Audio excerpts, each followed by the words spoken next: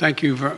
We need some more clarification. Mr. President, thank you. Thank you very much. I know you're going to ask a really nice question. Well, it's an important question, No, I I think- think. Are you worried that other leaders in the world are going to start to doubt that America is back if some of these big things that you say on the world stage keep getting walked back?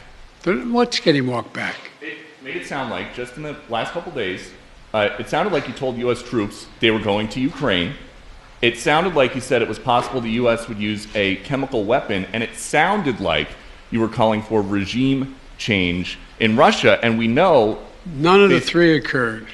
none of the three occurred. None of the three. Mr. President? You interpret the language that way. I was talking to the troops. We were talking about helping train the troops that are the Ukrainian troops that are in Poland. That's what the context. I sat there with those guys for a couple hours. That's what we talked about. So when you said you're going to see when you're there, you were not intending to I was say US referring to meeting with and talking with the Ukrainian troops that were in Poland. And when you said a chemical weapon use by Russia would trigger a response in kind, It will trigger a significant response. what does that mean? I'm not going to tell you. Why would I tell you? You got to be silly. The world wants to know. The world wants to know a lot of things. I'm not telling them what the response would be. Then Russia knows the response.